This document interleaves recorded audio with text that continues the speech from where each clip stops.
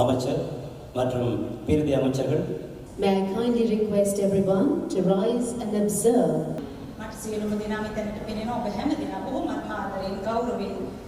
I respectfully invite Mr. Kapila M. Kamali, Chairman of the State Panel of Radio, Newspaper and Social Media. Over to you. ලෝකයේ දැනෙන්නට නම් අදයි අවශ්‍යයි. සිතුවිලි අවදි කරන්නට වගේ රේඩියෝ ඉතිහාසයේ පිළිබඳව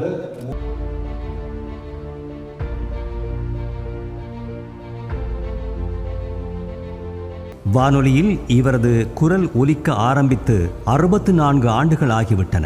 1961ஆம் ஆண்டு 11வது வயதில் சிறுவர் மலர் மற்றும் இளைஞர் மன்றம் என்று ஆரம்பித்து 1967ஆம் ஆண்டு இறுதியில் ஒரு பகுதி நேர அறிவிப்பாளராக தெரிவாகி 1971ஆம் ஆண்டு நிரந்தர அறிவிப்பாளரானார்.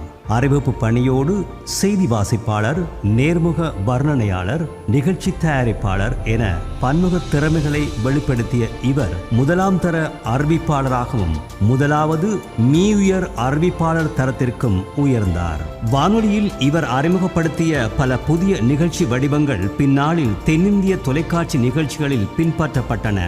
வளரும் தலைமுறையை ஊக்குவிக்கும் உந்து சக்தியாக தமிழ் மக்கள் வாழும் நாடுகளிலெல்லாம் இவரது அறிவிப்பு பாணி கொண்டாடப்படுகிறது. இடையில் வானொலியில் கதை சொன்னவர் திரு நடராஜ ஐயர். 1960ஆம் ஆண்டு பகுதி நேர அறிவிப்பாளராக இவர் தெரிவாகினார். பகுதி நேர அறிவிப்பாளராக பணியாற்றிய பலருள் பல சாதனைகளை புரிந்தவர்களுள் நடராஜ ஐயர் அவர்களும் ஒருவர். அறிவிப்பாளராக ஆலய திருவிழாக்கள், கும்பாபிஷேகங்கள், தேர், தீர்த்த உற்சவங்களை அழகு தமிழில் நேர்முக வர்ணனை செய்து மக்களின் மனதில் இடம் பிடித்தார். செய்திகளை வாசிப்பது மட்டுமல்ல, ஆங்கில பிரதியை மொழிபெயர்த்து பிரதி செய்து கலையகம் சென்று செய்தி வாசிக்கும் திறன்மிக்க ஒருவராகவும் இவர் திகழ்ந்தார்.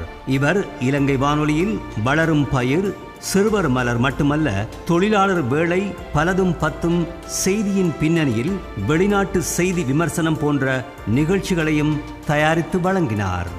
இந்து சமய கலாசார அலுவல்கள் அமைச்சு இவருக்கு சைவ நன்மணி என்ற பட்டத்தை வழங்கி கௌரவித்தது.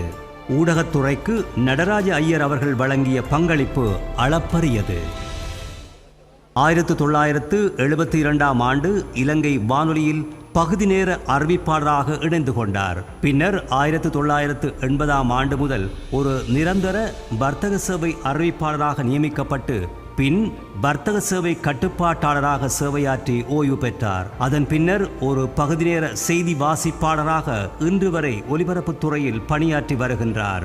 இவர் நீண்ட காலமாக வானொலியில் குறுக்கெழுத்து போட்டி, ஒலிமஞ்சரி போன்ற நிகழ்ச்சிகளையும், மாதம் ஒருமுறை நம்மவர் பாடல், நம்மவர் இசையில் நம்மவர் பாடும் சந்தன மேடை என்ற நிகழ்ச்சியையும் தயாரித்து வழங்கி வந்தார்.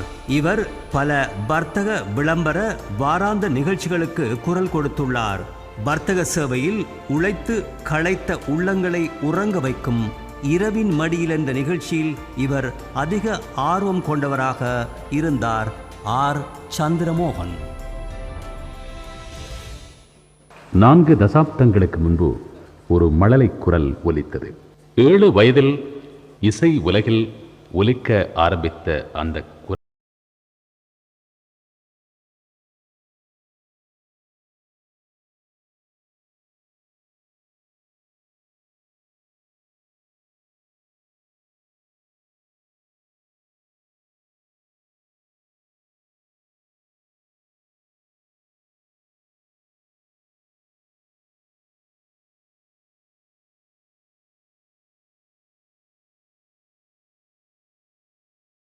இந்த செயல்பாடுகள் அனைத்தையும் யதார்த்தமாக்குவதற்கு උපමාධ්‍ය අපි කැමති විදිහට මවා ගන්න ඉඩ තියෙනවා. ගුවන්විදුලි අනුමානය රාජ්‍ය ගුවන්විදුලි පුවත්පත් තල්පීන් කොයි විදිහටද හැසිරෙන්නට ඕන, මොන විදිහට வானொலி சமிக்ஞா அல்லது வானொலி ஆய்வு 6வது